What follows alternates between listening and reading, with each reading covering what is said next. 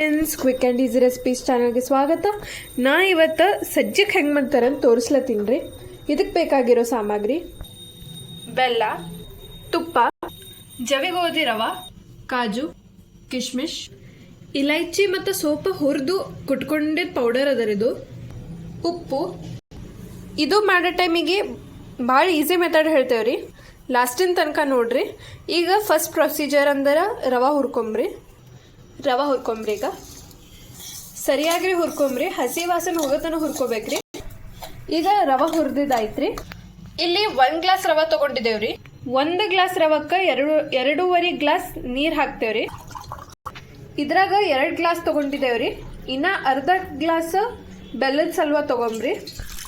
ಅರ್ಧ ಗ್ಲಾಸ್ ಇದೇನು ತೊಗೋತೇವಲ್ರಿ, ಬೆಲ್ಲ ಇದ್ರಾಗ ಕರಗಿಸ್ಬೇಕ್ರಿ. ಈಗ ಎಕ್ಸಾಕ್ಟ್ ಮೆಜರ್ಮೆಂಟ್ ಹೇಳ್ತೇವ್ರಿ. ಇಲ್ಲಿ ನಾವು 1 ಗ್ಲಾಸ್ ರವೆ ತೊಗೊಂಡಿದ್ದೇವಲ್ರಿ, ಅದಕ್ಕೆ ಬೆಲ್ಲ ಅರ್ಧಕ್ಕಿಂತ ಸ್ವಲ್ಪ ಮೇಲೆ ಬೆಲ್ಲ ತೊಗೋಬೇಕ್ರಿ. ಅರ್ಧ ಗ್ಲಾಸಿನ್ಕಿಂತ ಸ್ವಲ್ಪ ಮೇಲೆ ತೊಗೋಬೇಕ್ರಿ. ನಿಮಗೆ ರುಚಿ ಹೆಚ್ಚಿಗೆ ಬೇಕಾಗಿತ್ತಂದ್ರೆ ಇನ್ನೊಂದು ಸ್ವಲ್ಪ ಹೆಚ್ಚಿಗೆ ತೊಗೋಬೋದ್ರಿ. ನಾವು ಯಾವುದು ಪಾತ್ರೆಯಲ್ಲಿಂದ ತೊಗೊಂಡಿರ್ತೇವಲ್ರಿ ಮೆಜರ್ಮೆಂಟ್, ಅದೇ ಪಾತ್ರೆಯಲ್ಲಿಂದ ನೀವು ತೊಗೋಬೇಕ್ರಿ. ಬೆಲ್ಲ ರೀ. ಈಗ ಬೆಲ್ಲ ಕರ್ಗಕ್ಕೆ ಹಾಕಂಬ್ರಿ.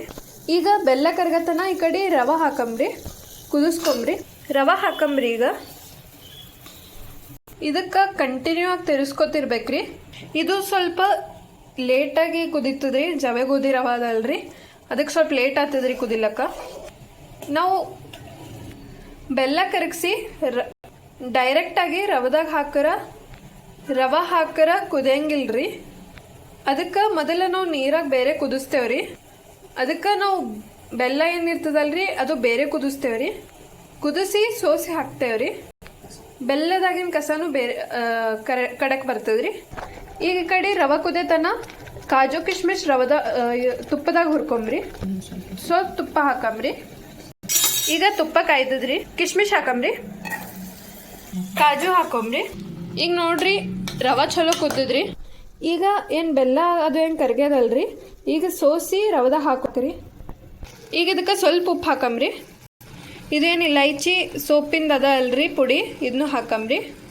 ಈಗ ಇದು ಮಿಕ್ಸ್ ಮಾಡಂಬ್ರಿ. ಈಗ ಅವೇನು ಡ್ರೈ ಫ್ರೂಟ್ಸ್ ಹುರ್ಕೊಂಡಿದ್ದೇವಲ್ರಿ ತುಪ್ಪದಾಗ, ಅವು ಹಾಕಂಬ್ರಿ. ಈಗ ರೆಡಿ ಆಗ್ಯದ್ರಿ ನಮ್ಮ ಸಜ್ಜಕ. ನೋಡ್ಬೋದ್ರಿ, ಎಕ್ದಮ್ ಪರ್ಫೆಕ್ಟ್ ಆಗ್ಯದ್ರಿ, ಭಾರಿ ಆಗ್ಯದ್ರಿ ಟೇಸ್ಟ್.